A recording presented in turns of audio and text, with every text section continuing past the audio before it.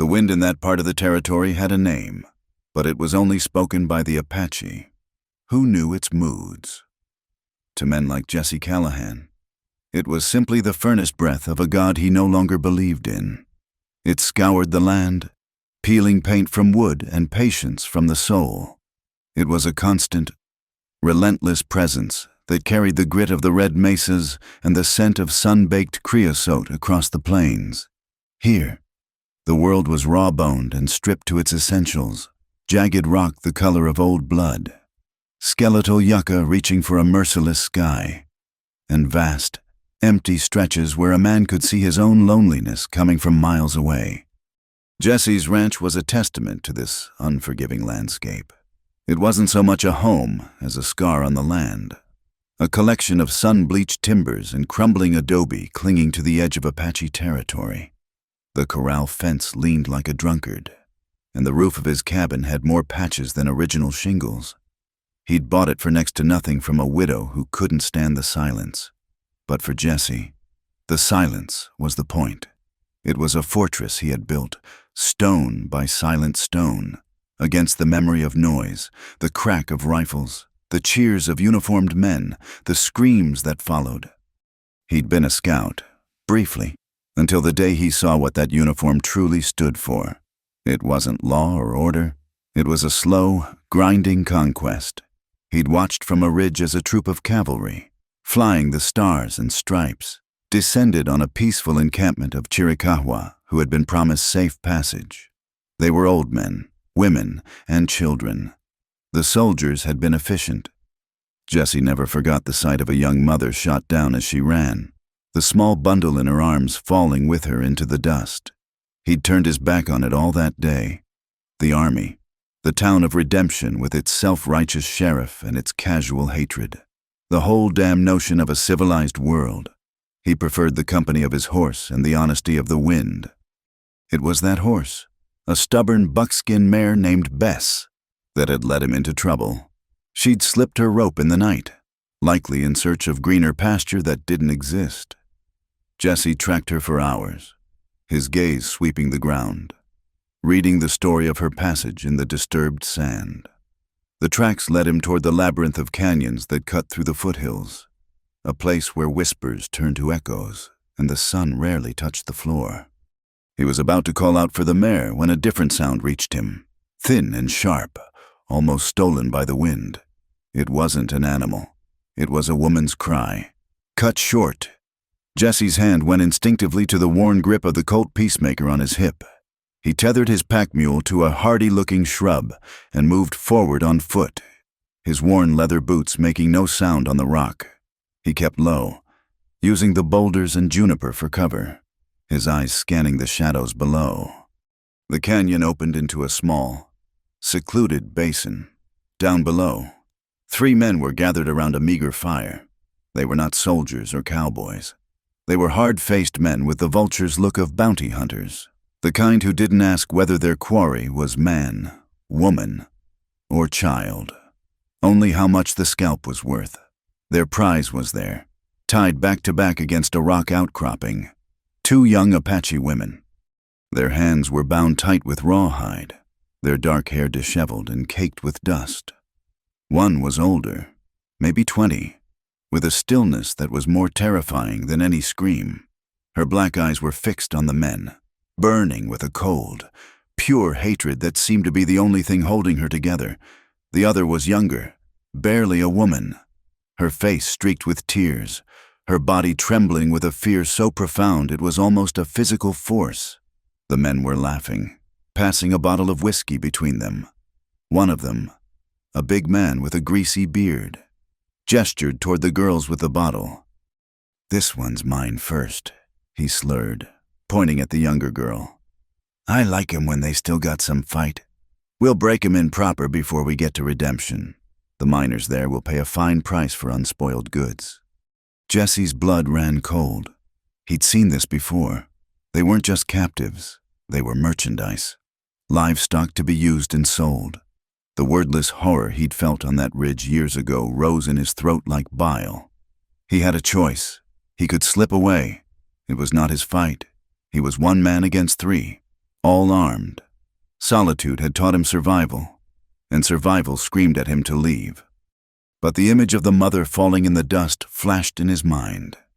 He saw the cold, dead eyes of the cavalry captain. He felt the weight of his own inaction from that day, a shame that had settled deep in his bones. He couldn't just walk away again. Not this time. He unslung the Winchester from his back, the metal warm from the sun. He didn't have time for a plan.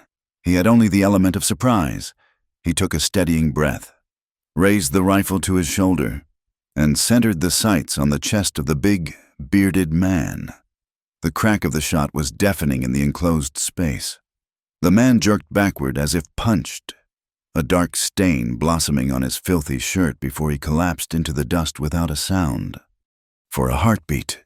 The other two men were frozen in shock. Jesse used that heartbeat to lever another round into the chamber and scramble down the rocky incline, firing as he moved. His second shot went wide, ricocheting off the canyon wall with an angry whine. The hunters recovered, diving for cover and drawing their pistols.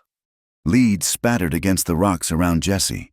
He dropped behind a boulder, the Winchester now useless at such close quarters. He drew his Colt. One of the men broke cover, trying to get a better angle. Jesse fired, the heavy slug catching the man in the leg. He screamed and went down, clutching his thigh. The third man was smarter. He stayed low, circling around the outcropping where the girls were tied. Jesse knew he had to move. He burst from behind the boulder, firing 2 quick shots to make the man duck back.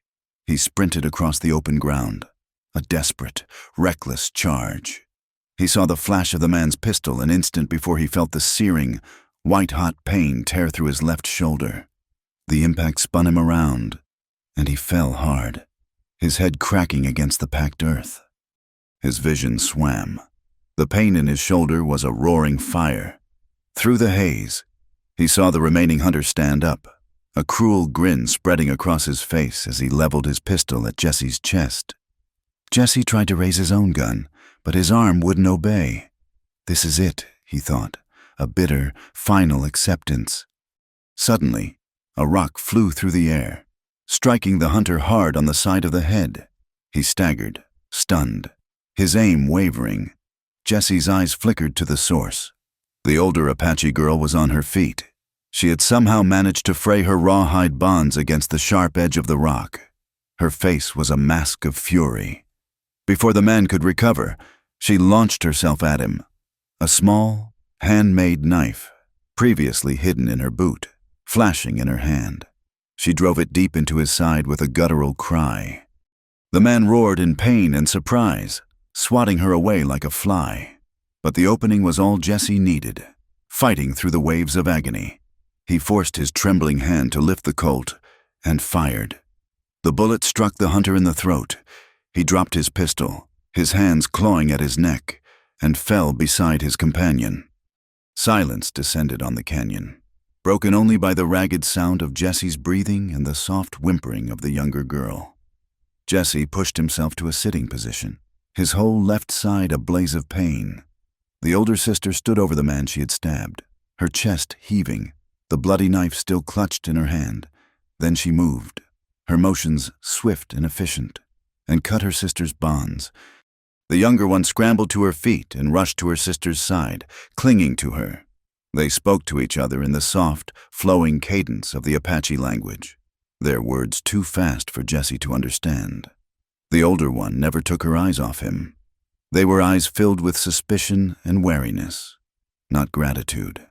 To her, he was just another white man with a gun. The fact that he'd used it on other white men meant nothing yet. Jesse gritted his teeth and got to his feet, swaying. "We need to go," he rasped, his voice hoarse. "More could be coming." He stumbled over to his rifle and forced himself to reload it before retrieving his Colt. He didn't look at the dead men. He looked at the girls. The older one, Naili, he would later learn was her name, had a quiet, fierce dignity about her, despite her torn dress and the bruises on her face. She stood tall. He noticed a long, pale scar that ran from her hip, disappearing under the deerskin fabric of her dress, a mark from an older, deeper wound, the younger one. Tala was all wide, terrified eyes and trembling limbs. She hid behind her sister, peering at Jesse as if he were a ghost. Without a word, Nayeli helped her sister, and they began to move. Jesse followed, his wounded shoulder sending jolts of fire through his body with every step. They made their way out of the canyon and back to where he'd left the mule. He pulled himself into the saddle, the world tilting precariously. He reached a hand down to Nayeli. She flinched, but after a moment's hesitation, allowed him to pull her up to sit behind him. She, in turn, pulled Tala up behind her. The ride back to his cabin was a blur of pain. The sun beat down, and with every jolt of the mule, Jesse felt the blood soaking his shirt, warm and sticky against his skin. By the time the skeletal shape of his ranch came into view, he was barely conscious. He slid from the saddle and nearly collapsed, catching himself on the porch railing. He fumbled with the door and pushed it open, gesturing for them to go inside. They hesitated on the threshold, their eyes taking in the sparse, clean interior, a simple cot, a stone fireplace, a rough-hewn table with 2 chairs. It was a place of deep solitude, and their presence felt like a violation of it. Nayeli guided her sister inside, her hand never leaving Tala's arm. They stood in the center of the small room, silent and watchful as cornered animals. Tala's gaze darted around, taking in the strange objects: a tin coffee pot, a stack of worn books, a lantern hanging from a hook. There was a touch of innocent curiosity in her eyes, a flicker of life that hadn't been extinguished. Nayeli, however, remained a statue carved from ice and defiance. Jesse stumbled to the water pump in the corner and worked the handle with his good arm, splashing cool water on his face. He tore a strip of cloth from a clean rag and pressed it against his bleeding shoulder, biting back a groan.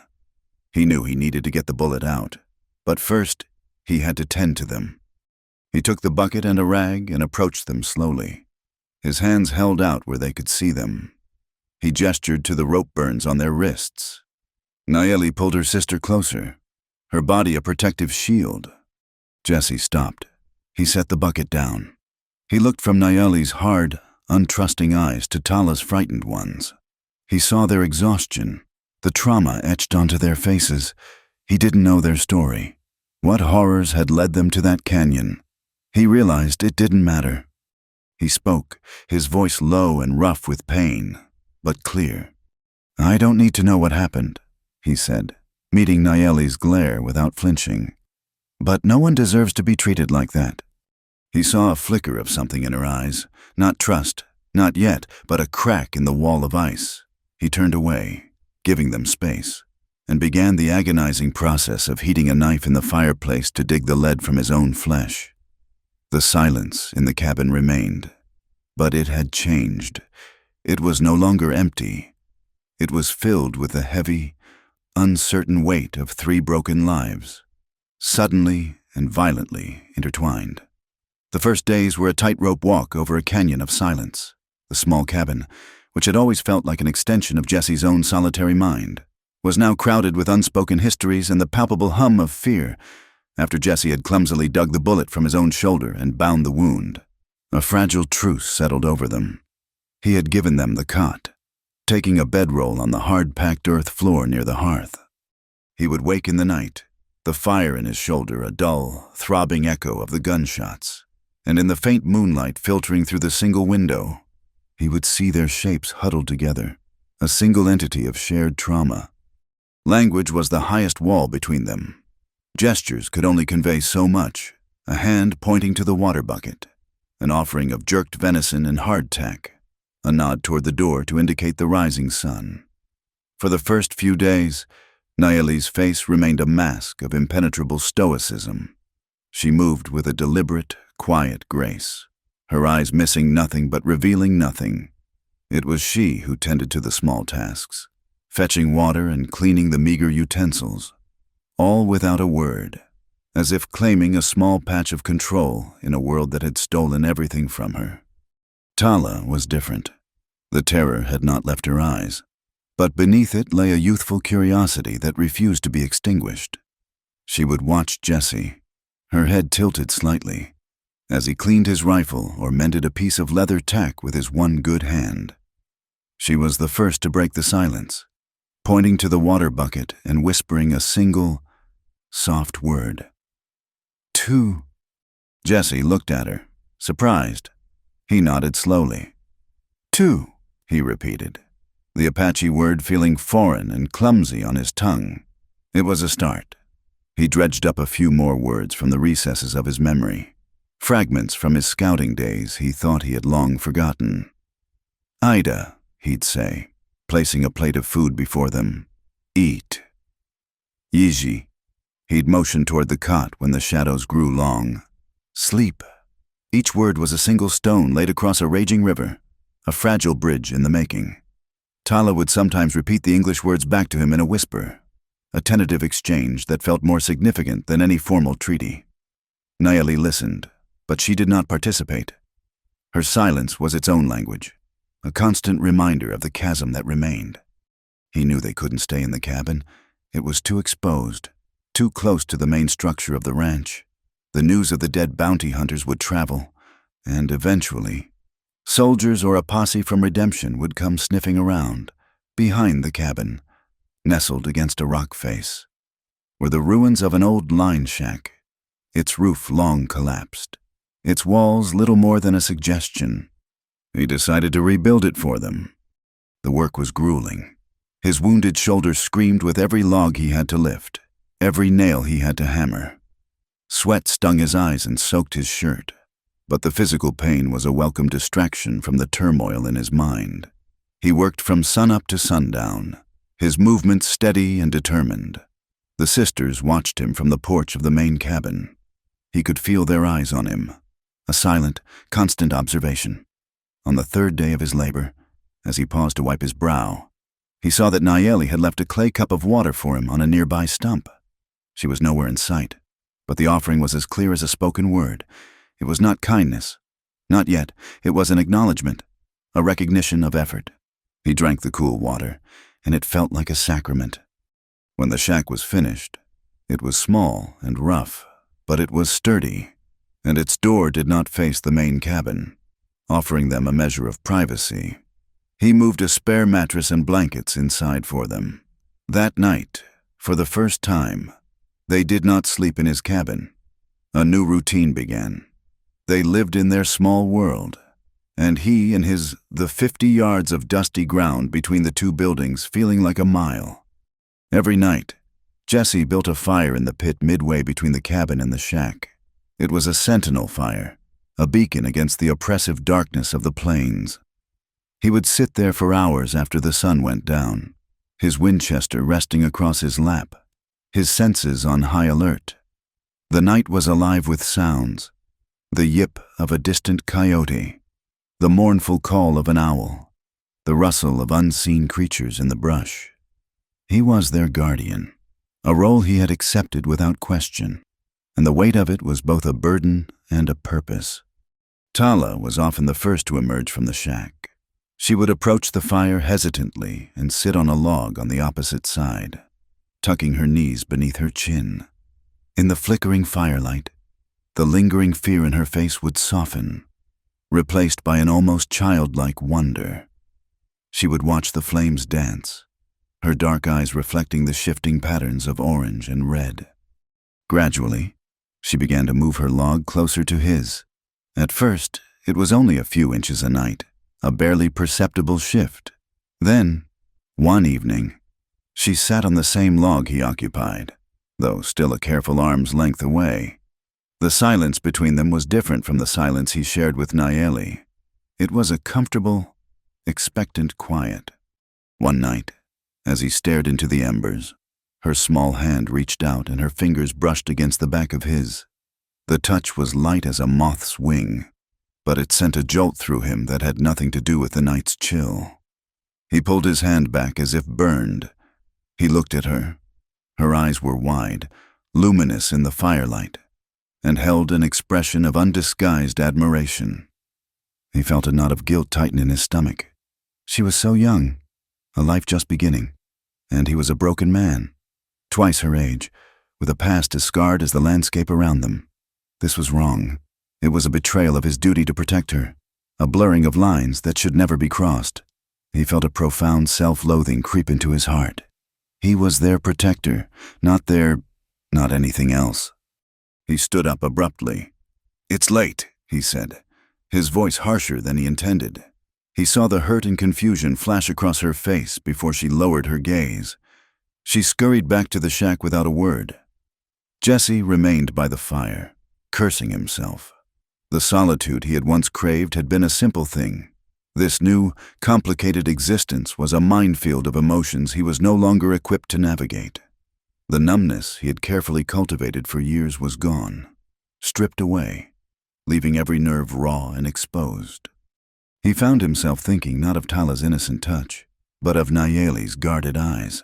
There was something in her gaze that unsettled him, that reached past the walls he'd built around his heart. It was a deep, ancient sorrow, but also a resilience that mirrored the hard, unyielding beauty of the land itself. When she looked at him, he felt she saw every flaw, every failure, every ghost that haunted him. He found himself lying awake at night, not from the pain in his shoulder, but from the memory of her stare.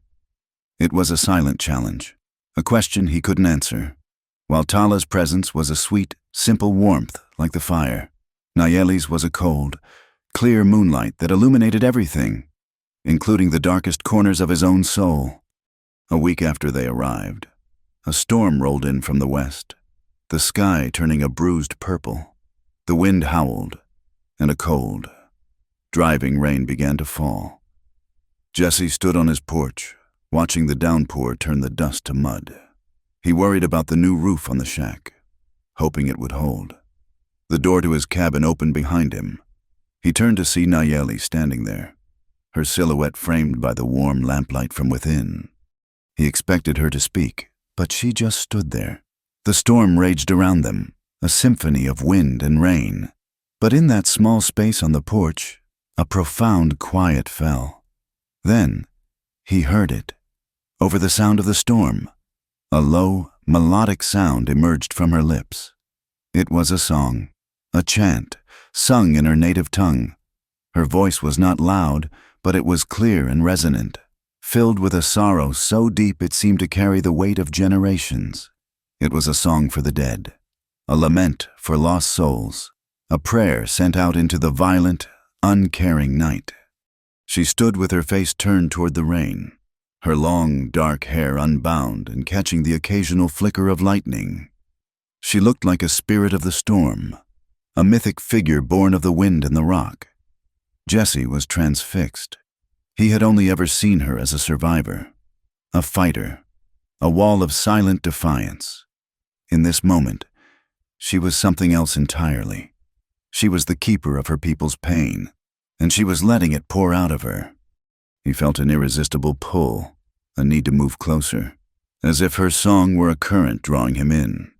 He took a slow step toward her, his boots quiet on the wet wood.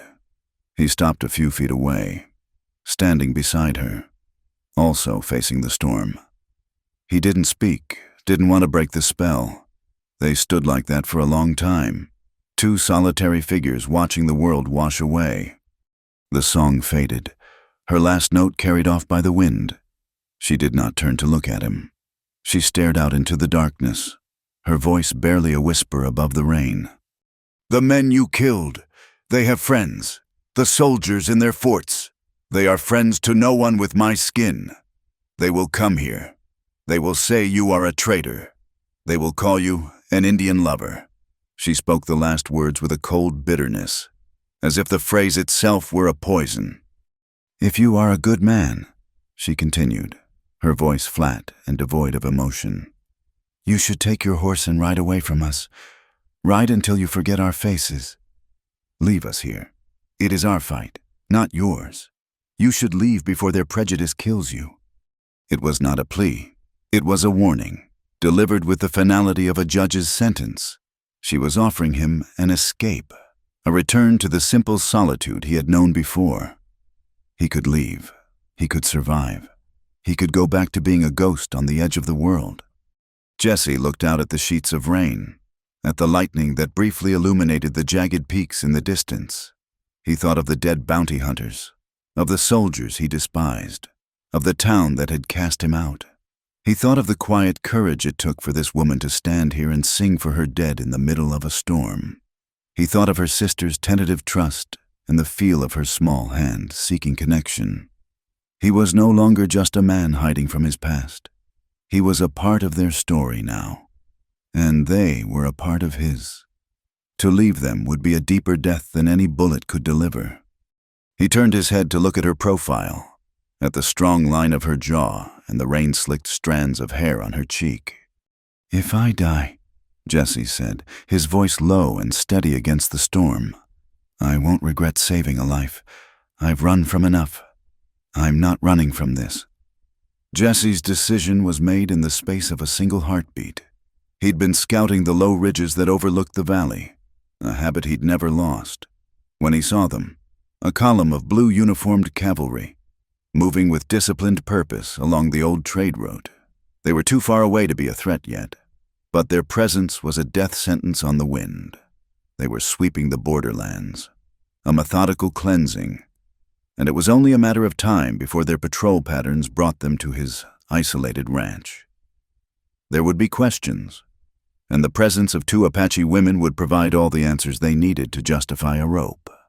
He returned to the cabin at a run. "We're leaving," he said, the words stark and without preamble. "Soldiers, a day's ride from here. Maybe less."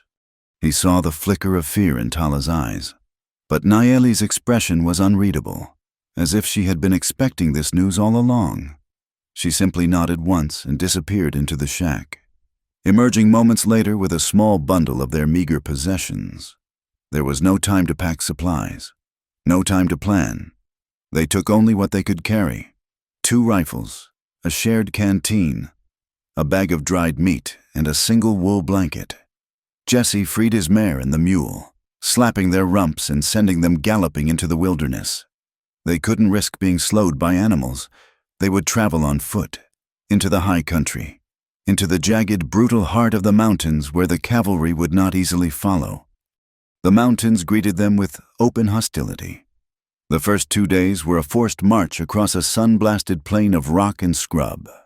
The sun was a physical weight, pressing down on them, leaching the moisture from their bodies. The world shimmered in the heat, and the silence was broken only by the crunch of their boots on the gravel and their own ragged breathing. Jesse pushed them hard, his face a grim mask, his good arm keeping a steady, supportive pressure on Tala's back when she stumbled. Nayeli moved with a steady, enduring rhythm, her gaze fixed on the horizon, her stamina seemingly born of pure will. On the 3rd day, the landscape changed. The wind rose, a low moan that grew into a piercing shriek. The sky, which had been a clear, merciless blue, turned a sickly, jaundiced yellow. "Sandstorm!" Jesse yelled, his voice nearly ripped away by the gale. He shoved them toward a low outcropping of rock, a shallow overhang that offered the barest of shelter. They huddled together in the small space as the world outside vanished into a churning, blinding wall of sand. It was like being trapped inside a drum being beaten by a giant. The sand found its way into everything: their eyes, their mouths, their lungs. It scoured their exposed skin raw. Jesse wrapped the single blanket around all 3 of them, creating a makeshift tent. Beneath it, in the suffocating, dusty darkness, they were no longer a man and 2 women, but simply 3 living creatures fighting for breath. Tala pressed herself against Jesse's side, her body trembling, and Nayeli was a solid, unmoving presence on his other. He could feel the warmth of their bodies, smell the scent of their hair and their fear. For hours, they remained like that, a tiny, fragile island of life in a sea of chaos. When the storm finally passed, it left behind a world transformed, alien and silent. The landscape was muted, all its sharp edges softened by a new layer of fine, red dust. And their canteen, which had been nearly full, had been knocked over in the initial chaos and was now empty. its precious contents swallowed by the thirsty ground. Thirst became their new god, a demanding and cruel deity. Their lips cracked, their tongues felt thick and swollen in their mouths. The sun returned with a vengeance. Jesse's knowledge of the land, which he had always prided himself on, was failing him. The springs he remembered from his scouting days were all dry, nothing but cracked mud and bleached stones. Desperation began to set in, a quiet, creeping dread. It was Nayeli who saved them. As they staggered through a dry arroyo, she stopped and pointed, not at the ground, but at a series of rock formations on the canyon wall. She spoke a single word, her voice a dry rasp. "To water." Jesse saw nothing but bare rock, but he trusted the certainty in her eyes. He followed her as she began to climb, her fingers and toes finding purchase in holds he couldn't see. He and Tala followed, their movements clumsy and weak.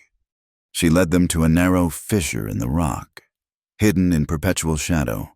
At the bottom of the crack, cool and dark, was a small pool of water, no bigger than a saddlebag. It was a miracle. They drank, slowly at first, then greedily, letting the life-giving liquid soothe their raw throats. Jesse looked at Nayeli with a new respect. In this world, her knowledge was a greater weapon than his rifle. She had survived here her whole life. He was merely a visitor. For the first time, he felt the true imbalance between them. He had saved them from men, but she had just saved them from the land itself. Their journey continued, a relentless cycle of exhaustion and endurance.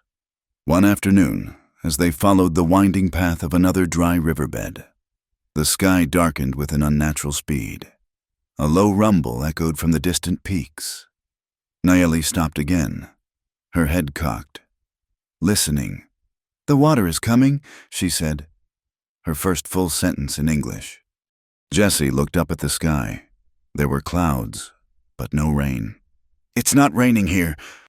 It is raining in the high mountains," she insisted, her eyes urgent. "We must climb, now!" He didn't question her. He grabbed Tala's hand and scrambled up the steep, rocky side of the arroyo, pulling her with him. Nayeli was already far above them, moving with the speed and agility of a mountain cat. They were 20 feet above the arroyo floor when they heard it, a low roar that grew into the sound of a freight train. A wall of churning, brown water, filled with uprooted trees and boulders, came thundering down the canyon, filling the space where they had been standing just moments before. They clung to the rock face, watching the flash flood's terrifying power, their lives spared by a matter of seconds. That night, the delayed storm finally broke over them.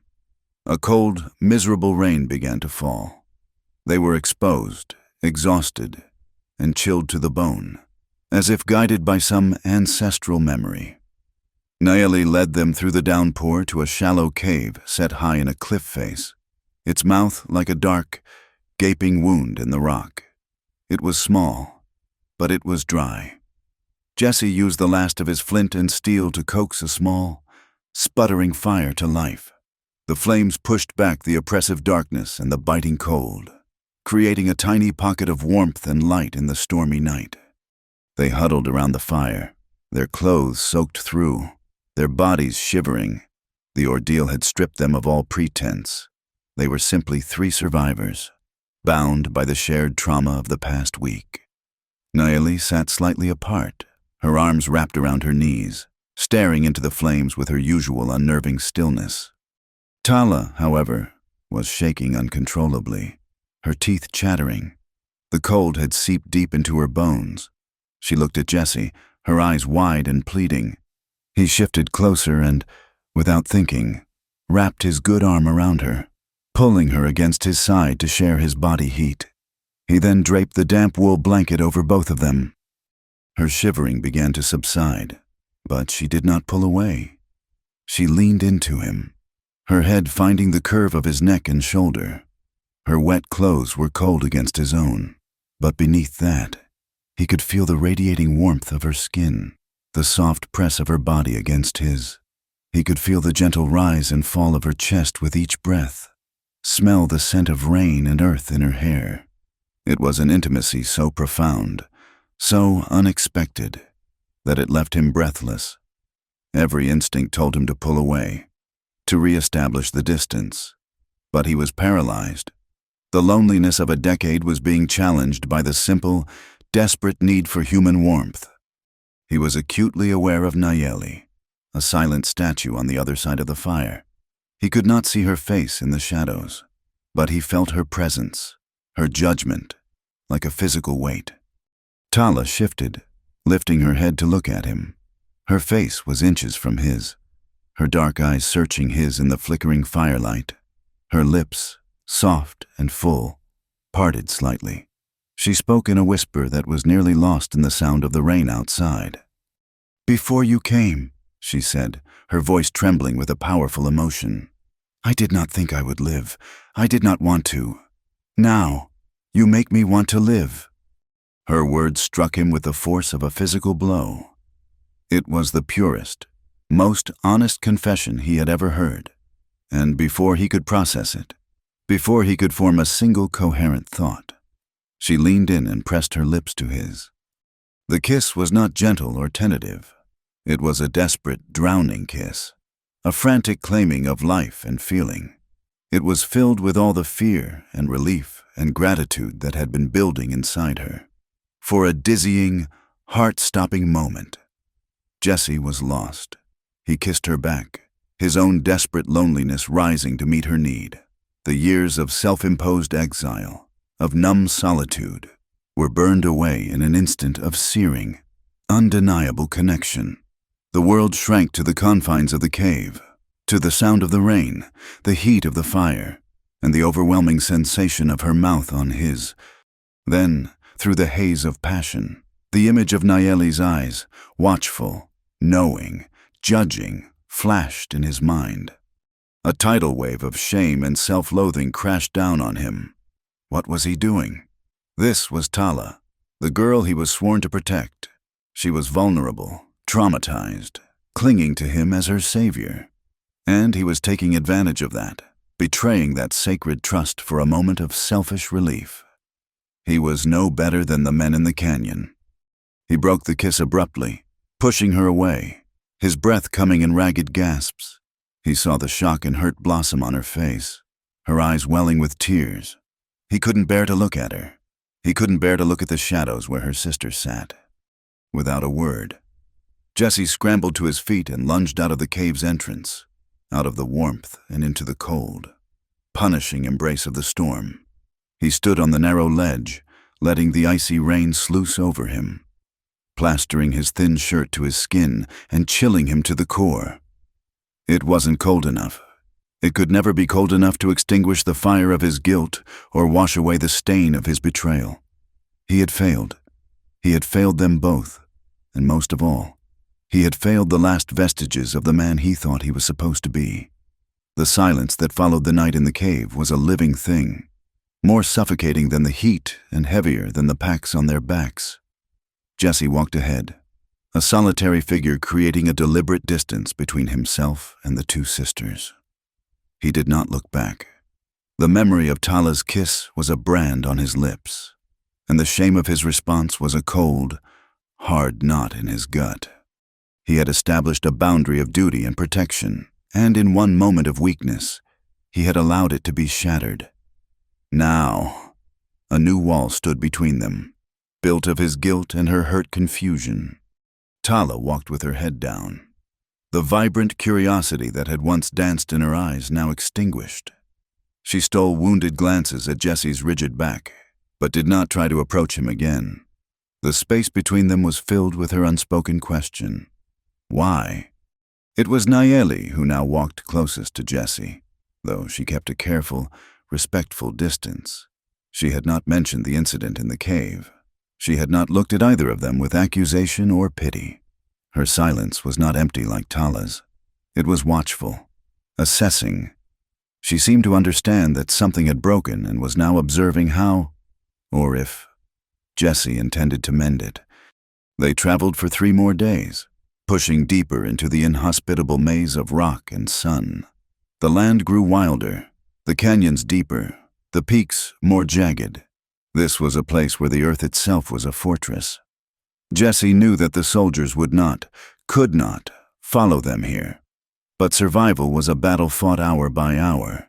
They were low on food, and the strain of the journey was beginning to wear them down to bone and sinew. On the fourth morning, Nayeli stopped. They were standing on a high ridge overlooking a hidden valley. A slash of impossible green nestled deep within the red rock. A thin ribbon of water snaked through it, feeding stands of cottonwood and willow. It was a sanctuary, a secret garden in the heart of the wasteland. "This is the land of my people," Nayeli said, her voice quiet but firm. "The soldiers do not know of this place. We will be safe here." She turned to face Jesse, her dark eyes holding his. "I must take you to my father." Jesse's jaw tightened. The thought of walking willingly into an Apache camp, a rancheria, was tantamount to suicide for a white man. He was an intruder, a representative of the very people who had hunted them, killed them, and stolen their land. "He won't welcome me," Jesse said, the statement flat and absolute. "He will listen to his daughter." Nayeli replied, "We cannot survive out here alone forever. And you cannot go back. They will hang you for what you have done. Our home is the only one you have left." Her logic was as sharp and unforgiving as a shard of flint. She was right. He was a man caught between two worlds, belonging to neither. His past was a smoking ruin, and his future was a blank, terrifying map. He looked from Nayeli's resolute face to Tala's downcast one. He had brought them this far. He could not abandon them now. He gave a single, curt nod. Nayeli led them down a hidden, winding trail that was nearly invisible to the untrained eye. As they descended into the valley, the air grew cooler, filled with the scent of damp earth and wood smoke. Soon, he could see the camp. It was a collection of wickiups, domed structures of willow branches and hides, scattered amongst the cottonwood trees. The sight of it sent a cold dread through him, but he pushed it down, his face settling into a stoic mask. Their arrival did not go unnoticed. A dog barked, and then another. Figures emerged from the wickiups, their movements fluid and silent. First the children, their eyes wide and curious. Then the women, who stopped their work to stare, their faces a mixture of suspicion and surprise. Finally, the men appeared, warriors with hard, weathered faces and eyes that missed nothing. They held rifles and bows, and their gaze on Jesse was openly hostile. The air crackled with tension. Two warriors stepped forward, their rifles held ready, and blocked their path. Nayeli spoke to them in rapid Apache, her voice calm and authoritative. She gestured to Jesse, then to Tala.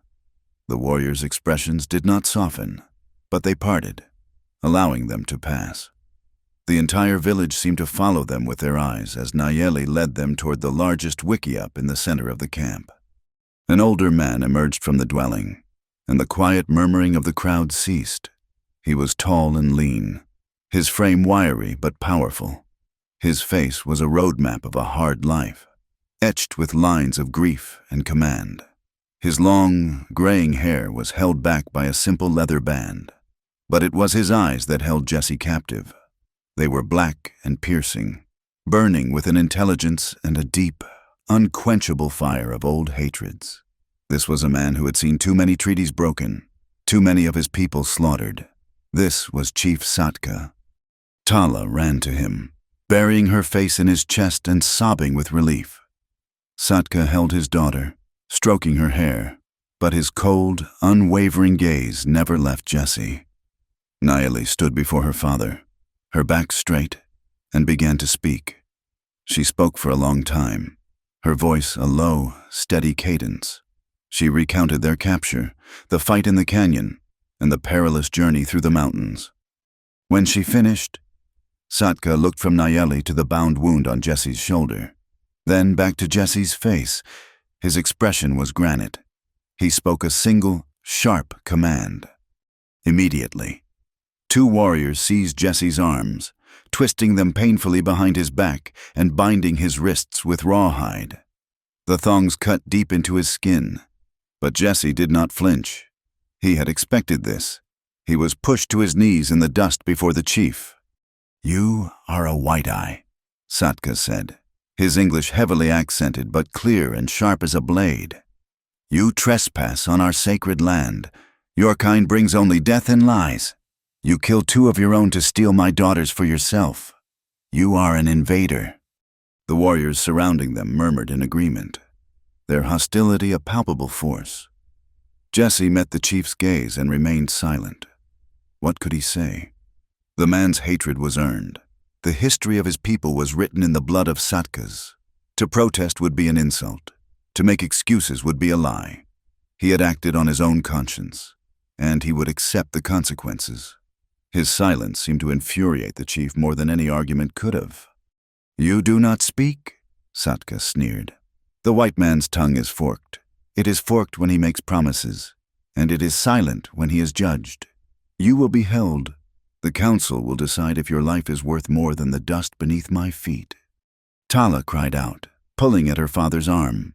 "No, father, he saved us. He is a good man. Please, you cannot harm him."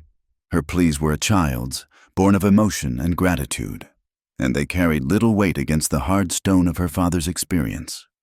It was Nayeli who stepped forward, placing a calming hand on her sister's shoulder.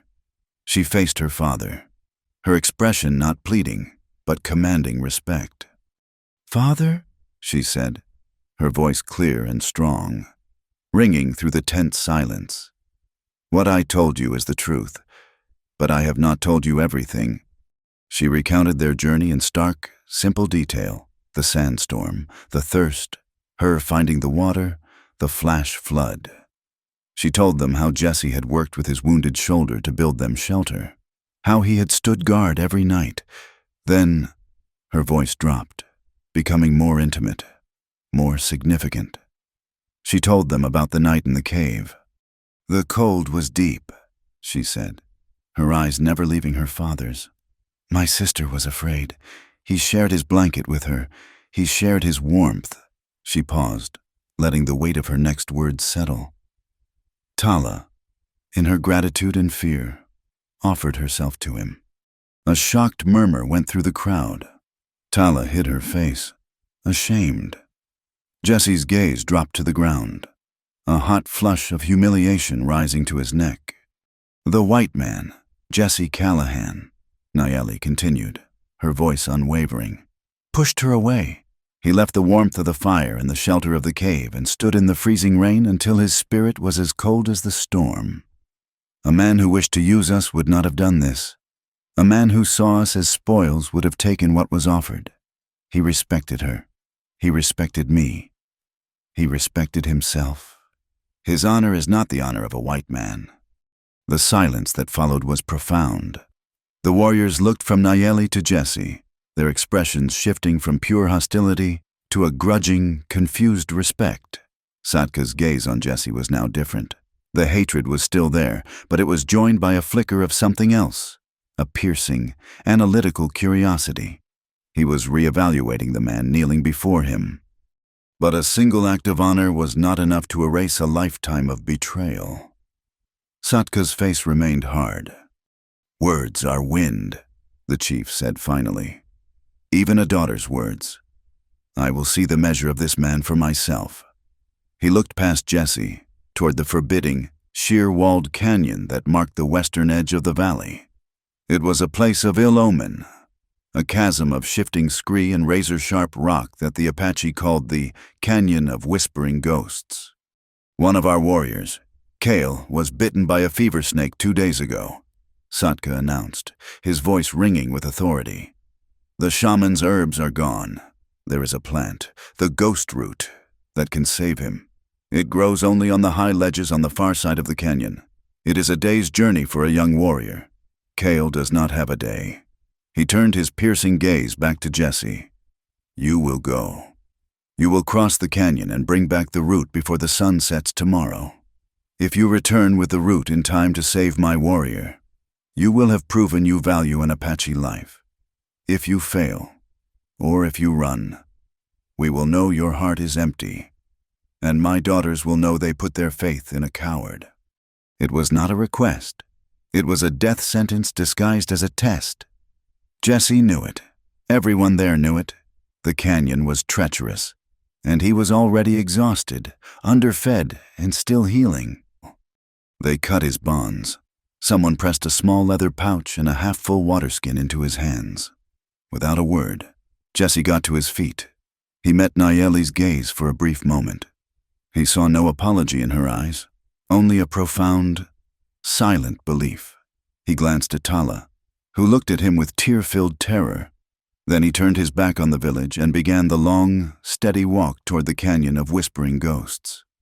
The descent was a nightmare of loose rock and steep, crumbling inclines. Twice, he nearly lost his footing, sending a cascade of stones clattering into the depths below. The floor of the canyon was a furnace, the sun reflecting off the pale rock with a blinding intensity. He moved as quickly as he could, his lungs burning, his muscles screaming in protest. There was no trail, only a brutal, unforgiving landscape. He reached the far wall and began to climb. This was the true test. He had to pull himself up sheer rock faces, his fingers raw and bleeding, his wounded shoulder a constant, throbbing agony. He focused on one handhold, then the next, his world shrinking to the few feet of rock in front of him. He did not think of the warriors, or the chief, or even the sisters. He thought only of the root. His life had been stripped down to this one single purpose. He found it, just as the sun began to dip toward the horizon, a small, pale, twisted root growing in a crack of a high, wind-blasted ledge. He carefully dug it out with his knife, placed it in the leather pouch, and began the perilous journey back. The return was a blur of pain and exhaustion. He moved on pure instinct, his body a machine that was rapidly running out of fuel.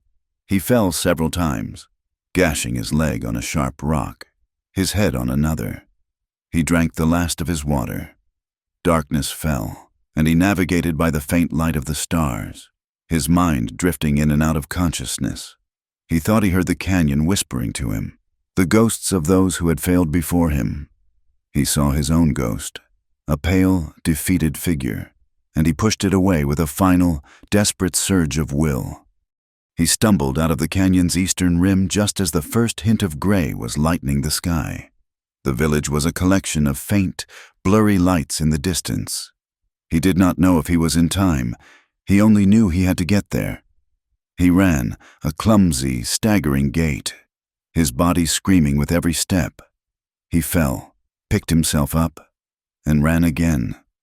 The whole village was awake when he finally collapsed through the ring of firelight and into the center of the camp. He was covered in blood, dust, and sweat, his clothes torn to ribbons. He could no longer stand. He crawled the last few feet toward Satka, who stood before the shaman's wickiup, his face impassive in the flickering light. With the last of his strength, Jesse held out the leather pouch. "The root," he rasped, his voice a dry croak. Then the world dissolved into a black, roaring void, and he knew no more. Jesse awoke to the scent of sage and burning cedar.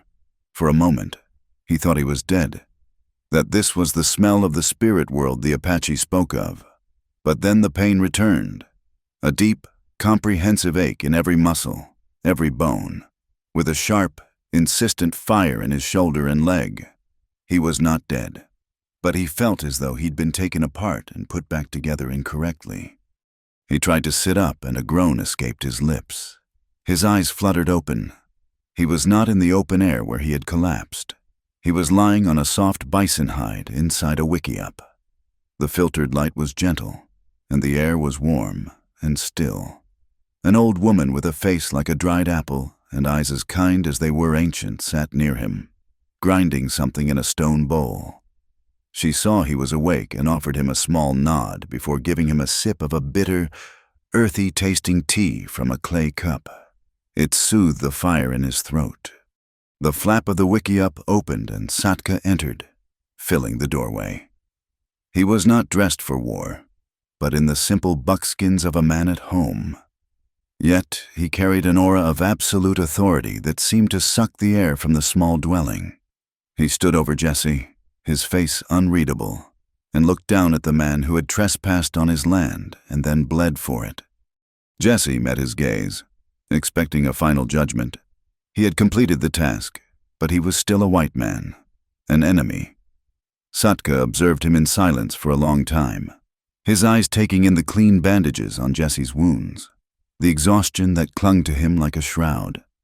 "Kale will live," the chief said finally, his voice a low rumble. "The shaman says the ghost root you brought turned the fever's tide. You did not run. You did not fail." Jesse said nothing, only held the chief's gaze. "The council has spoken," Satka continued. "My daughter Nayeli's words about your honor were not empty. Your actions have given them weight. You are no longer our prisoner."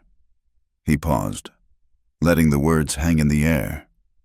"From this day, until your wounds are healed and your strength has returned, you are an honorary guest of our people. You will be given food and shelter. No harm will come to you in this valley." It was a pardon, a reprieve. Jesse felt a profound, bone-deep relief wash over him, so powerful it almost made him dizzy. But the chief was not finished. "But you will not stay long," Satka added, his voice hardening slightly. "The snows will come to the high passes soon. When you are able to ride, you will be given a horse and provisions, and you will leave. This is our world, not yours. Your presence here is a wind that blows from a bad direction. It brings trouble.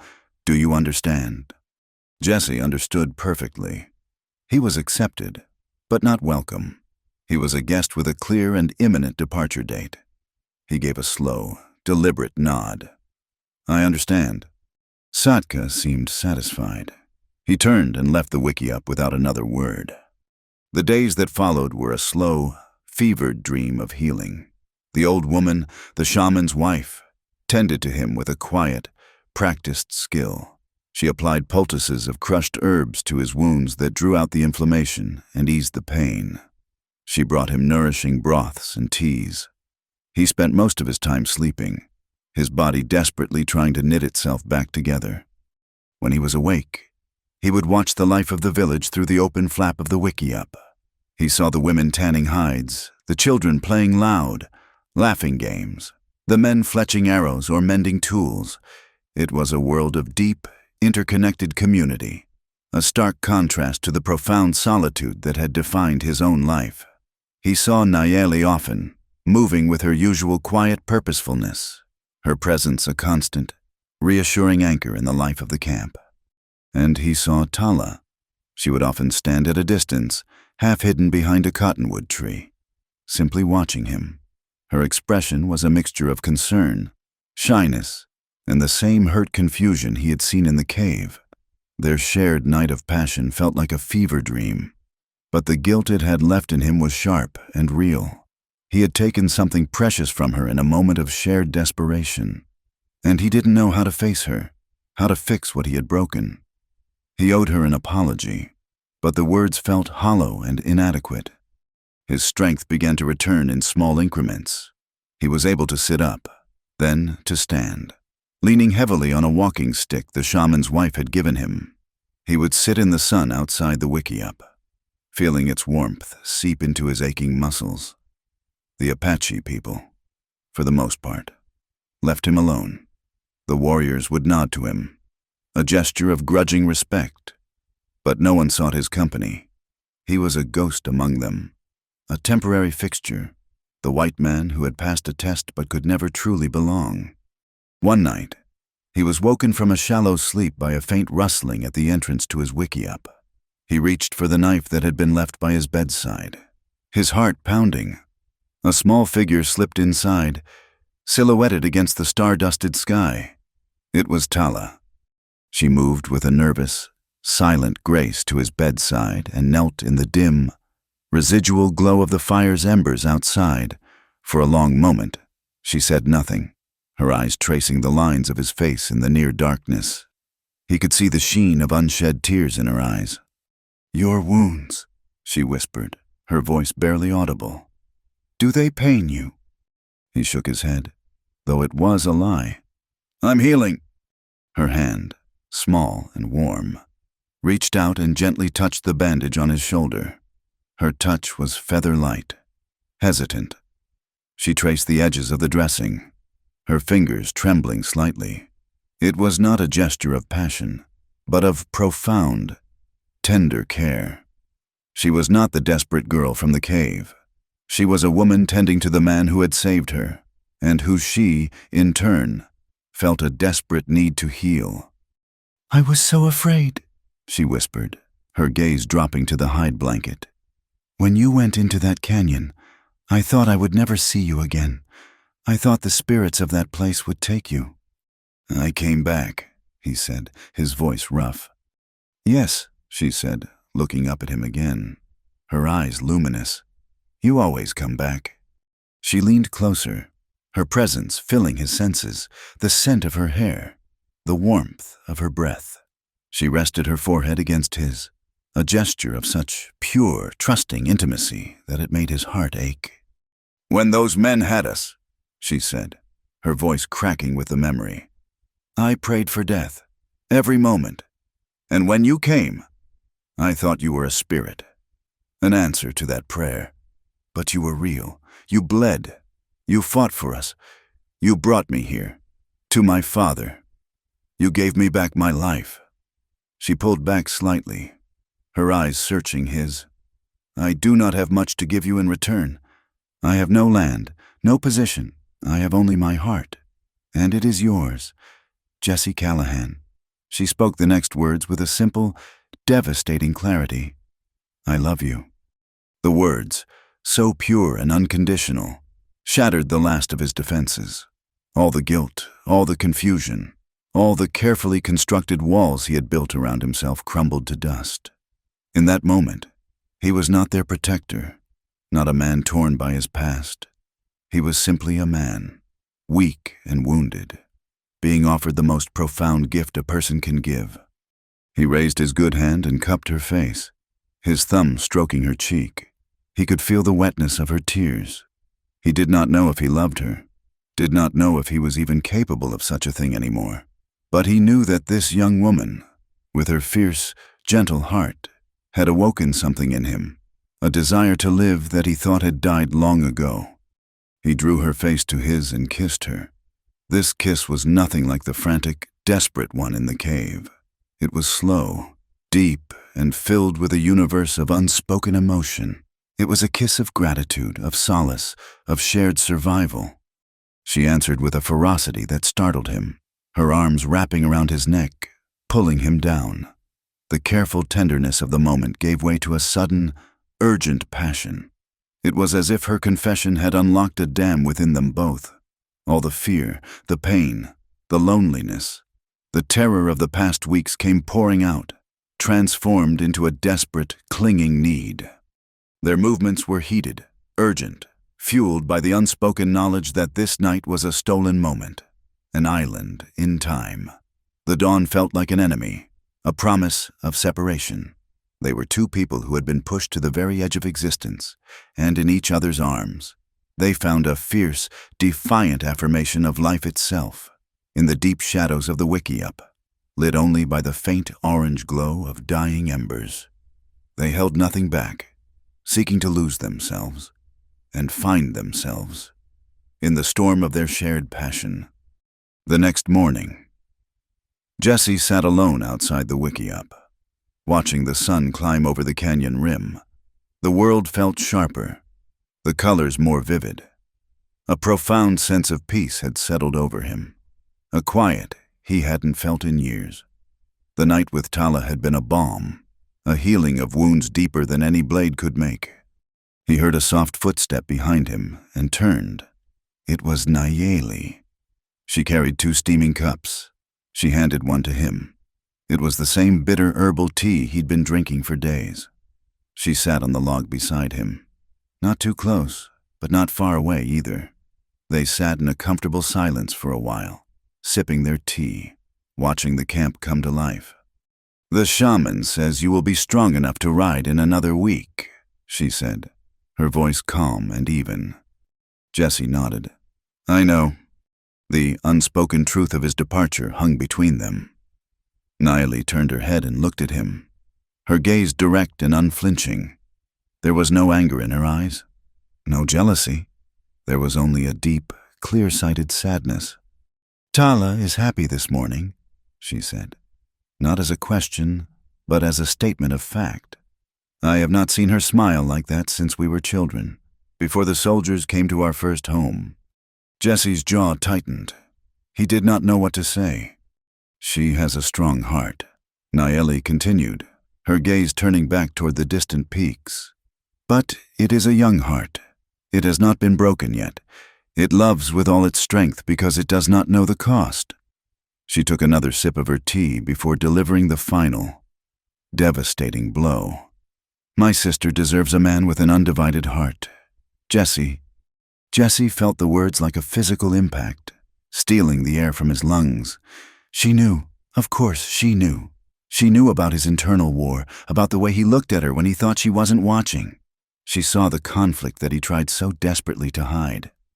He looked at her strong, serene profile, at the quiet wisdom in her eyes, and the peace he had felt only moments before evaporated like morning mist. He opened his mouth to speak, to deny it, to explain, but no words came. There was nothing he could say that would not be a lie. He said nothing. He simply looked away, his gaze fixed on the distant, unblinking horizon. In his eyes, a storm of conflict brewed, a silent, terrible tearing of the soul. He had found a moment of grace in one sister's arms, only to be reminded of the impossible chasm that separated him from the other and from himself. The morning of Jesse's departure dawned cold and clear. The air was crisp with the promise of autumn, and the sun cast long, sharp shadows from the canyon walls. A handsome bay gelding, saddled and provisioned, stood waiting for him. The entire village had gathered in a silent circle, not to wish him farewell, but to witness the closing of a strange chapter in their lives. He was the outsider, the white man, and his leaving was a restoration of the natural order. Jesse's wounds had healed into angry, puckered scars, a permanent reminder of the journey that had brought him here. He walked into the center of the circle, his movement stiff but steady.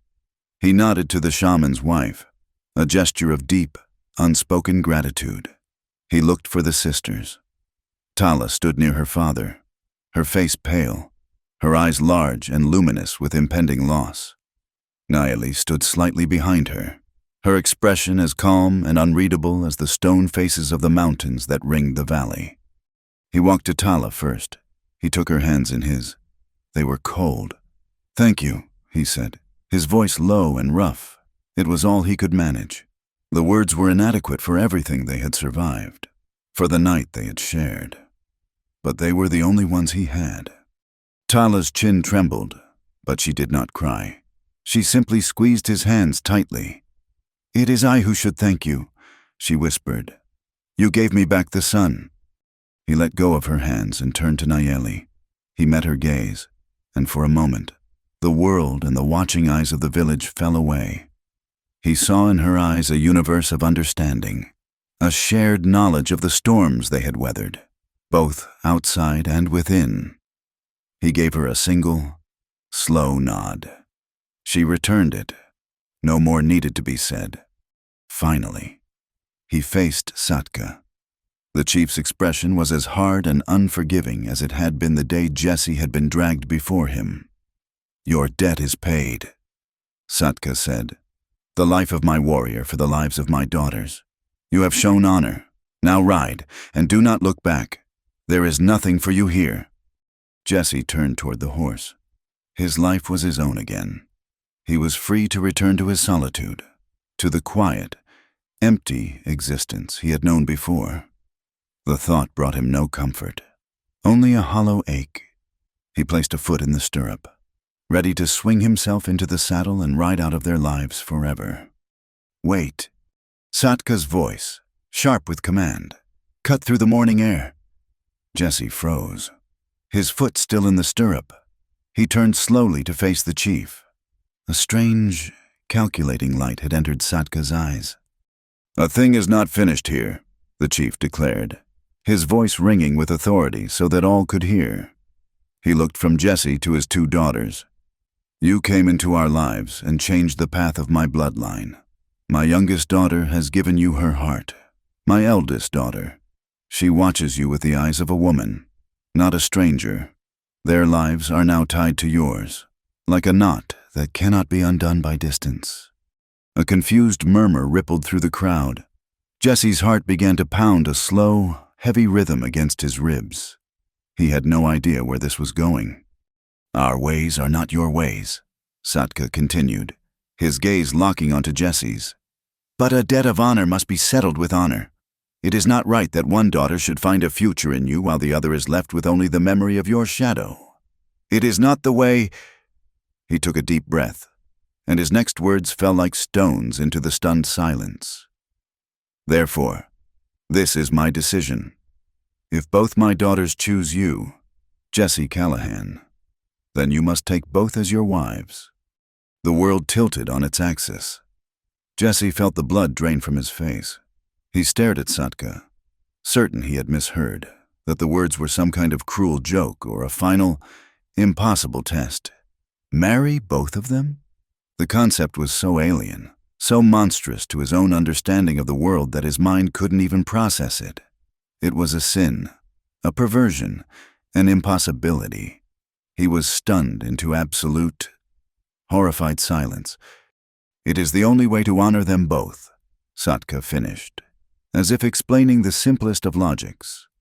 "To choose one would be to dishonor the other. You will accept them both, or you will have neither. And to refuse my daughters now would be the deepest insult of all." He had been given a horse and told to ride away a free man. Now, in the space of a minute, he was a prisoner again, trapped in a cage built of culture and honor and an impossible demand. His throat was dry.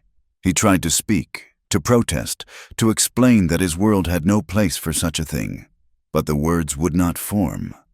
Then, a small hand slipped into his. He looked down. It was Tala. Her face was radiant, her eyes shining with pure, unadulterated joy. The fear of his leaving had been replaced by the sudden, miraculous promise of his staying. "I choose him, Father," she said, her voice clear and strong, her grip on Jesse's hand tightening as if to keep him from bolting.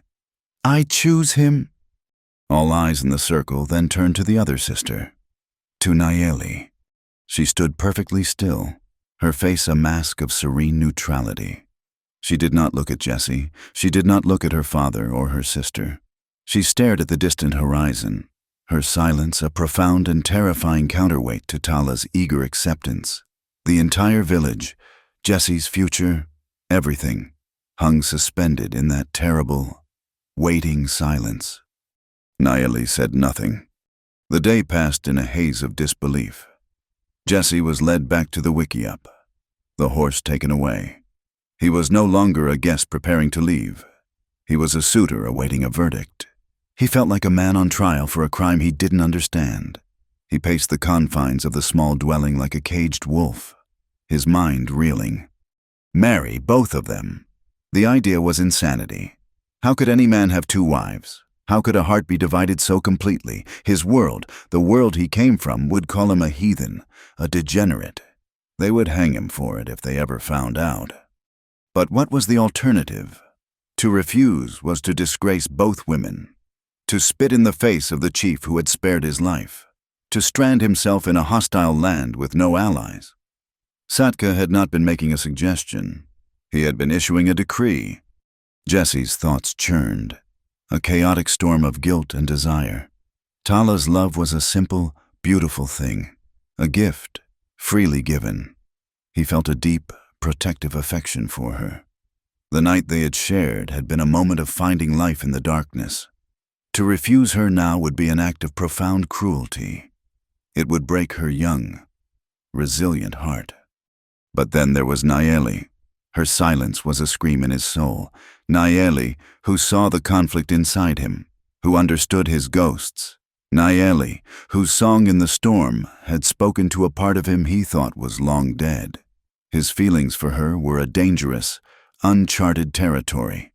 A slow-burning fire he had tried desperately to extinguish, and now Satka was pouring oil on the flames. How could he bind himself to Tala when his heart was a traitor, already belonging to her sister? He was trapped, utterly and completely trapped between honor and impossibility, between a sweet, offered love and a deep, forbidden one. Night fell, and with it came a deep, profound quiet. The camp slept, but Jesse did not. He sat in the darkness of the wickiup, the embers of his small fire casting a faint red glow on his tormented face. He had reached no conclusions, found no answers. He heard a sound, the soft brush of hide against hide at the entrance. He looked up, his body tensing. A figure entered, as silent as a spirit in the night. It was Nayeli. She crossed the small space and sat before him. Her legs crossed, her back straight. Her face was cast in shadow, but he could feel the intensity of her gaze. They sat in silence for a long time, the only sound the soft whisper of the night wind outside. Finally, she spoke, her voice low and clear, cutting straight to the heart of his turmoil. "Can you love two people at once?" The question was not an accusation. It was a genuine, searching inquiry, a philosophical problem she was trying to solve. She was trapped in this just as he was, and she was trying to find a path through the wilderness of the heart. Jesse looked at her, at the woman who had haunted his thoughts since the day he first saw her tied and defiant in that canyon. He thought of all the lies he had told himself, the walls he had built to keep his feelings for her contained. He could not lie to her now. Not about this. He took a slow, ragged breath. "I don't want to," he confessed, the admission torn from the deepest part of him. His voice was raw with a pain that was almost a physical thing. "It feels like a betrayal, like I'm being ripped in two." He finally looked up, meeting her eyes in the dim light, and gave her the final, terrifying truth. "But I think I loved you even before I dared to admit it to myself." He saw something shift in her expression, a softening, a flicker of vulnerability. She had known, perhaps, but to hear it spoken aloud changed everything. She reached out, her cool fingers gently touching his cheek. Her touch was not the warm, eager caress of her sister. It was a question, a comfort, an acceptance, all at once. The simple gesture undid him. All the turmoil, the conflict, the terrible loneliness of his choice seemed to dissolve under the pressure of her hand. She leaned forward, and he met her halfway. They came together in the center of the small, dark space, and he wrapped his arms around her for the first time. The embrace was not the desperate clinging of survivors. It was a shuddering, hesitant coming together of two people who had been circling each other for an eternity. He could feel the tension in her, the slight tremble that betrayed the calm exterior she always wore. He lowered his head and kissed her. The kiss was slow, achingly tender. It was not a kiss of passion, but of recognition.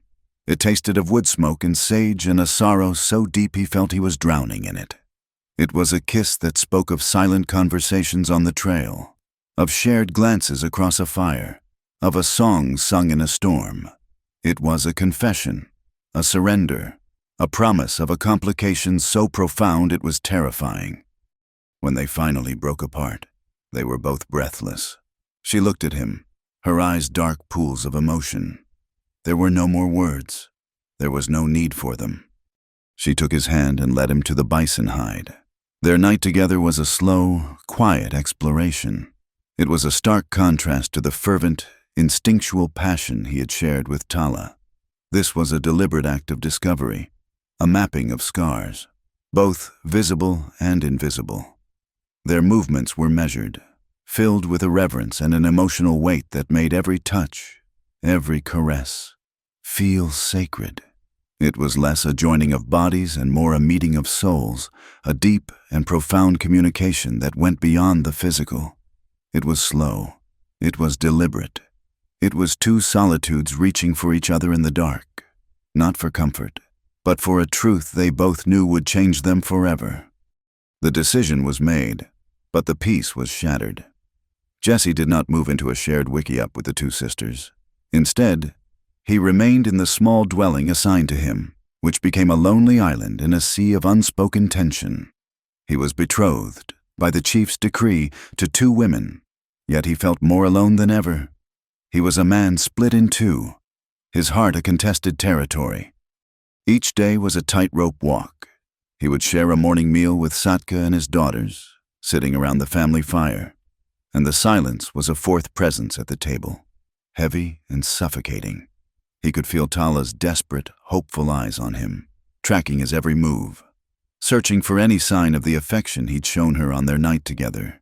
And he could feel Nayeli's gaze, not a stare, but a quiet, constant observation, filled with a sad understanding that was almost more painful than an accusation.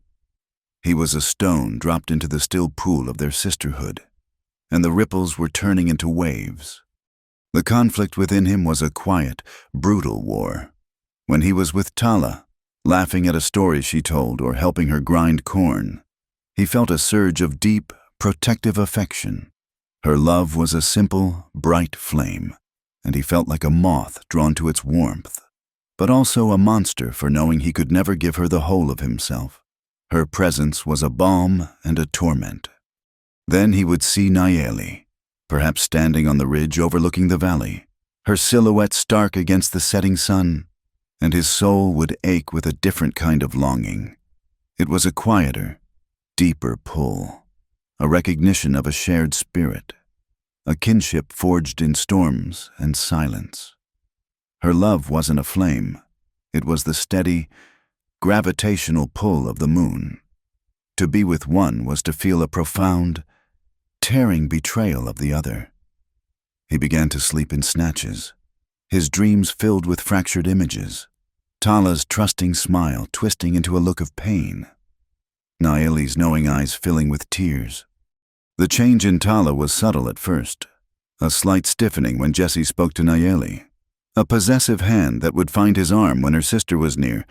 Then, the hurt began to bubble to the surface. One afternoon, Jesse was helping Nayeli mend a fishing net, their hands working in practiced rhythm, their conversation low and easy. Tala approached, her smile tight. "You seem to enjoy a woman's work, Jesse Callahan," she said, her voice edged with a sweetness that didn't reach her eyes. "Perhaps you will join the women in the daily chores from now on." The barb struck home. Nayeli's hands stilled, and Jesse felt a flush of shame. "Tala," he began, but she had already turned and walked away, her back rigid. The whispers in the village started soon after. Jesse, the honorary guest, was now a source of confusion and gossip. The arrangement was an old custom, but one not practiced in generations, and never with a white man. He could feel the eyes of the warriors on him, their grudging respect curdling into suspicion. Was he a man of honor, or a snake who had charmed his way into the chief's family to possess his daughters? The sanctuary of the valley was beginning to feel like a cage. The outside world, which Jesse had almost forgotten, had not forgotten him. A warrior named Nokona, who had always been vocal in his distrust of Jesse, left the hidden valley one week, ostensibly to trade. He ended up in a cantina in the border town of Redemption, fueled by cheap whiskey. He spoke of a white man, a former army scout, living in Chief Saka's camp. He spoke of the chief's two beautiful daughters. The story traveled like a prairie fire. It was picked up by prospectors, by traders, by bounty hunters who still remembered their 3 dead companions. The tale grew with each telling. It was no longer about a man who had saved 2 women. It became a lurid tale of a renegade, a traitor who had gone native, a degenerate living in sin with 2 Apache squaws in the righteous, God-fearing towns of the territory. It was a story of ultimate depravity, an affront to God and race, It was a story that demanded a reckoning. The reckoning came on a day when the sky was a perfect, cloudless blue. Jesse was reinforcing the corral when he heard it, the rhythmic, disciplined drumming of shod hooves. It was a sound he had knew in his bones, the sound of the United States cavalry. He looked up toward the hidden pass and saw them, a column of blue coats and flashing brass, pouring into the sacred valley like a pestilence. Panic erupted in the camp. Women grabbed their children and fled for the cover of the trees. The warriors, hopelessly outnumbered, grabbed their rifles and formed a defensive line in front of the village. Jesse stood frozen, the hammer in his hand, feeling useless. They had come for him. He had brought the wolf to their door. Leading the troop was a man Jesse recognized with a sickening lurch of his stomach, Captain Miller, a hard, unforgiving officer under whom Jesse had briefly served. Miller was a man who saw the world in black and white, and the Apache were a deep, indelible black. Miller rode directly toward Jesse, ignoring the defiant warriors. He reined in his horse. His lip curled in a sneer of contempt as his eyes swept over the camp. "Callahan," he spat, the name an insult. "I should have known. We heard rumors of a white man who'd forgotten his own skin. Looks like they were true." "What do you want, Miller?" Jesse asked, his voice low. "I'm here for you, traitor," Miller said, his voice rising for all to hear. "By order of the Territorial Command, you are under arrest. The charge is treason, consorting with and providing aid to hostile natives." Two soldiers dismounted and grabbed Jesse's arms, wrenching them behind his back and binding his wrists tightly with rope. Satka stepped forward, his face a thundercloud. "He is a guest of my people. You have no authority here." Miller laughed, a short, ugly sound. "This is United States territory. Chief, everything you see, including the dirt under your feet, is ours, and we're taking our trash out." He gestured to his men. "Mount him up. If any of these savages tries to stop us, you have your orders." The message was clear. Interfere, and this would become a massacre. Jesse saw the helpless rage in the eyes of the warriors, the terror on the faces of the women. He had brought this destruction to their home. "Don't," Jesse said, looking at Satka. "Don't do anything. It's me they want." He was hauled onto the back of a horse, his hands tied to the saddle horn. As they rode out of the valley, he saw Tala, her face a mask of anguish, tears streaming down her cheeks. And he saw Nayeli, standing beside her father, her expression unreadable, but her eyes burning with a cold, terrifying fire. He had failed them all. The night was moonless, the darkness in the army's makeshift camp almost absolute. Jesse was tied to a wagon wheel, the ropes cutting into his already raw wrists. He knew what awaited him in Fort Grant, a short, military tribunal and a long drop from a tall gallows. He stared into the darkness, a bitter resignation settling over him. Suddenly, a wild cry split the night, followed by the thunder of 100 hooves. The soldiers' horses, which had been picketed nearby, erupted in a panic. Stampeding through the camp, tents were torn down, supplies scattered. Shouts of confusion and anger rose from the soldiers as they scrambled for their weapons. In the midst of the chaos, two small, swift figures darted out of the darkness. Nayeli and Tala. Nayeli's face was grim with determination, a knife held in her hand. Tala's was pale with fear, but her eyes were fixed on Jesse. Nayeli sawed through the ropes binding his hands while Tala untied his feet from the wheel. "The horses stampeded," Nayeli whispered, her voice urgent. "It will give us time. We have mounts waiting by the creek." They were free. Jesse grabbed Tala's hand, and the three of them sprinted from the chaotic camp, melting into the deep shadows of the surrounding woods. They ran, their lungs burning, the sounds of shouting and the occasional gunshot fading behind them. They reached the creek where two unsaddled Apache ponies were waiting. There was no time for saddles, no time for anything but flight. Jesse swung himself onto one pony, pulling Tala up behind him. Nayeli mounted the other. They rode like the wind, Nayeli leading them through the darkness with an unerring sense of direction. They were heading not for the hidden valley, which would be the first place the army would search, but east, toward the Badlands, a labyrinth of canyons and mesas where they could lose their pursuers. Just as they broke from the tree line onto the open plain, a single gunshot rang out, impossibly loud in the night. Jesse felt a sharp, stinging blow to his back, but it was nothing. A graze. He heard Tala cry out, a sharp, choked sound. The arms that had been wrapped tightly around his waist went limp. Her dead weight slumped against him. He looked back. In the faint starlight, he could see a dark stain spreading across the front of her deerskin dress. His blood ran cold. The bullet hadn't grazed him. It had passed through the soft flesh of his side and into her. She had taken the brunt of the blast meant for him. "Tala!" he screamed, his voice raw with horror. Nayeli reined in her pony, her face a mask of disbelief and anguish. The sounds of pursuit were growing louder behind them. They couldn't stop. "We have to keep going," Nayeli cried, her voice breaking. Jesse spurred his horse on, one arm wrapped around Tala's limp body, holding her to him. She was still breathing, but each breath was a shallow, rattling gasp. He could feel her lifeblood, warm and sticky, soaking into his shirt. He rode with a desperate, all-consuming terror, a prayer and a curse on his lips. They rode for what felt like an eternity, the drumming of the pursuing hooves a relentless heartbeat of doom. They were losing ground. Their ponies were tiring, and Jesse's was slowed by the double weight. He knew they would be caught. They would be killed, and Tala would die here, in the dirt, for nothing. He looked around at the vast, empty desert stretching out before them. They were lost. But then Nayeli pointed to a series of low hills in the distance. "The village," she gasped. "We can make it. We have to." It was their only chance. He had brought this curse upon her family, upon her home. Now, that same home was their only hope for salvation.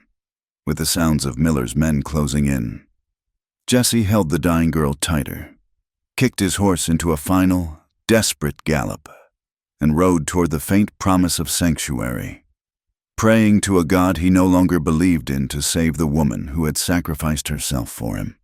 The pony stumbled into the camp like a ghost, its breath coming in ragged, steaming clouds in the cold pre-dawn air. Jesse slid from its back, his legs collapsing under him, but he did not let go of his precious burden. He held Tala's limp body in his arms, her blood a dark, terrible map across his chest. The village erupted not in panic this time, but in a collective, horrified gasp. Warriors who had been prepared to ride out and fight the soldiers now lowered their weapons, their faces grim. Women began to wail. Satka burst from his wickiup, the hard mask of the chief crumbling into the naked terror of a father.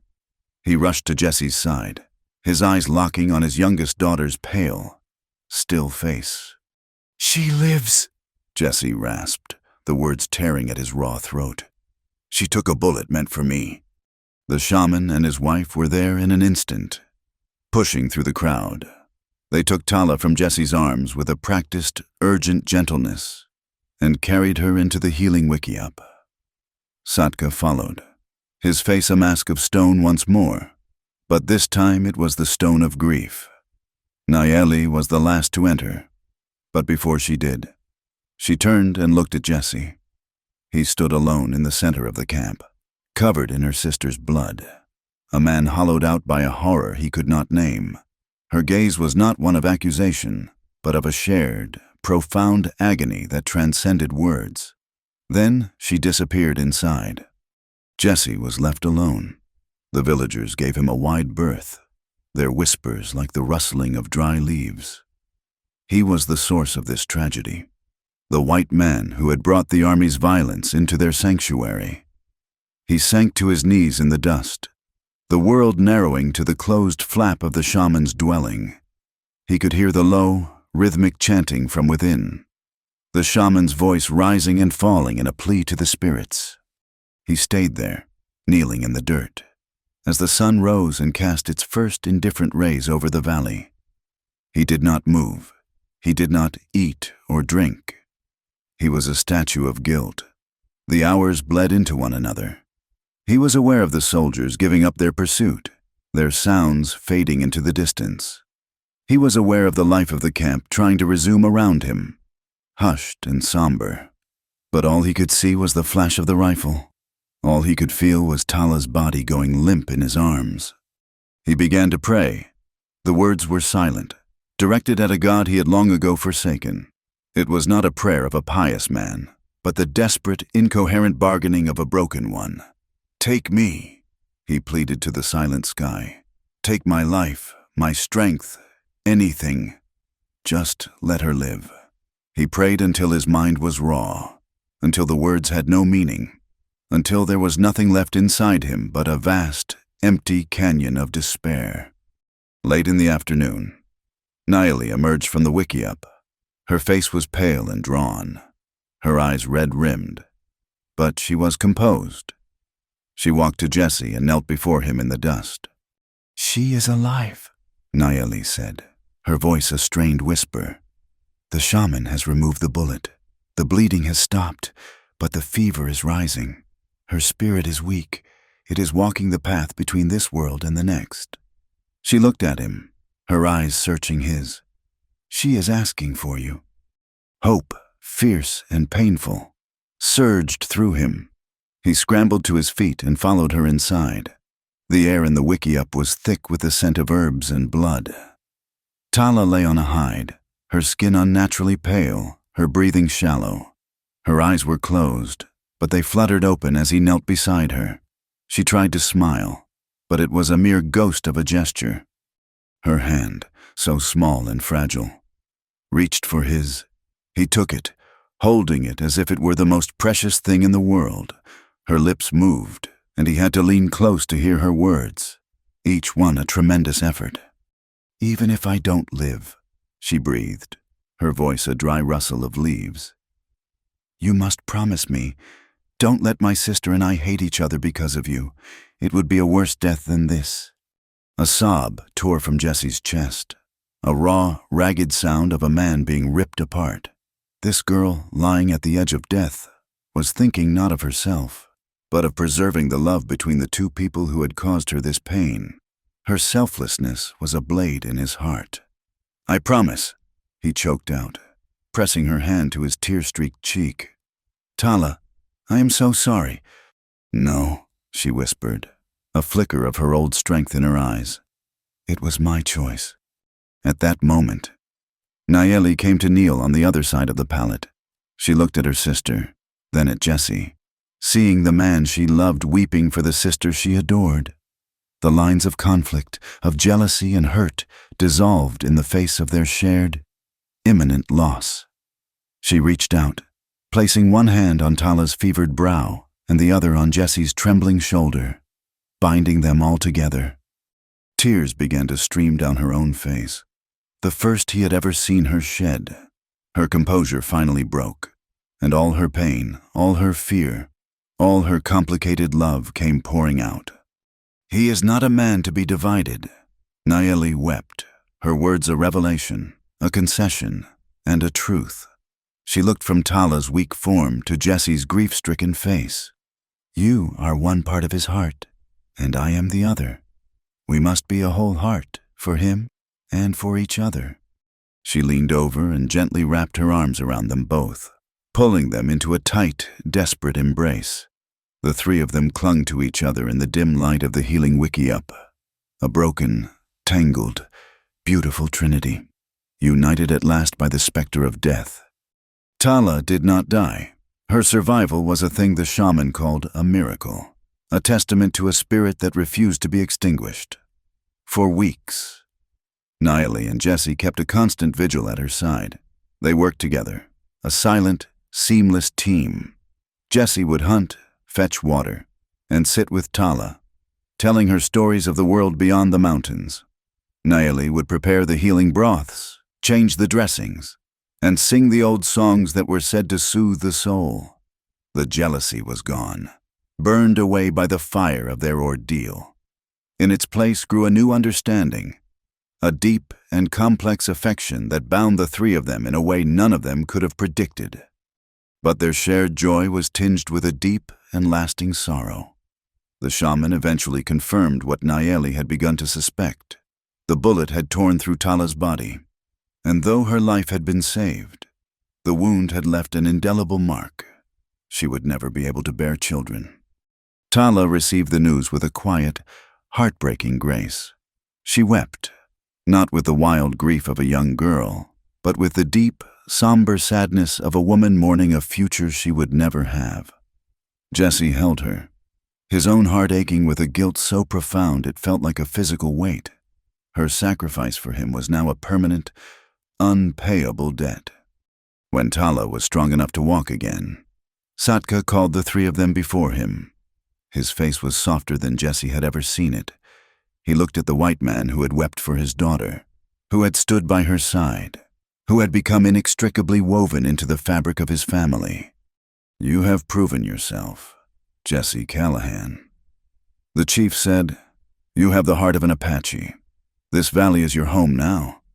If you will have it, you will be a son to me. My daughters have made their choice. There is no more talk of leaving." It was the ultimate acceptance, an offer to fully belong. But when Jesse looked at Nayeli and Tala, he saw in their eyes the same truth he felt in his own heart. They were no longer the same people who had stumbled into this valley. They had been forged into something new. It was Nayeli who spoke, her voice respectful but firm. "We are grateful, Father, but our path is no longer the path of the village." Tala stepped forward, her hand finding Jesse's. "And it is not the path of the white man's world," she added, her voice clear and strong. "We must make our own." They stood before him, not as a chief's daughters and their strange companion, but as a single, united entity. Their decision was absolute. It was not born of a father's decree, but of their own free will, a choice made in the crucible of love, loss, and sacrifice. Jesse became a ghost to the world he had left behind. The army, having been made to look foolish, spread the story that he had been killed by his savage captors. The town of Redemption forgot the name of the quiet man who had lived on its edge. He was an outcast, erased, and he had never been happier. He did not build his home within the sanctuary of the Apache Valley, nor did he return to his dilapidated ranch. He chose a piece of land in the foothills, a high meadow of wild grass and ancient oaks that lay exactly on the border between the territory and the Apache lands. It was a place that belonged to no one, and therefore, to them. With the help of a few Apache warriors who had come to call him friend, he built a house. It was not a wickiup, nor was it a typical ranch cabin. It was something in between, built of sturdy pine logs and local stone, with wide porches and a roof that seemed to grow from the landscape itself. It was strong and open, a house with no fences, standing under a wide, impartial sky. Their life was not easy. They were legends to some, abominations to others. They were visited by curious trappers, by wary Apache, but mostly, they were left alone in their beautiful, self-made world. They were a family of three, bound by a love that defied all names and all laws. Jesse's heart, which had been so violently torn, had been stitched back together by the love of two remarkable women. Tala's laughter, which returned brighter than ever, was the music of their home. Nayeli's quiet strength was its foundation. They created a place where there were no rules but kindness, no laws but the unwavering devotion they had for one another. Jesse Callahan, the man who had sought only solitude, had found his soul in the love of two sisters, and in building a home in the space between two worlds. He had finally, truly, found his own. Thank you for listening to our story. We'd love to know where in the world you're joining us from, so please leave a comment below. Don't forget to subscribe to From Wild West and share your thoughts on Jesse and the sisters' journey.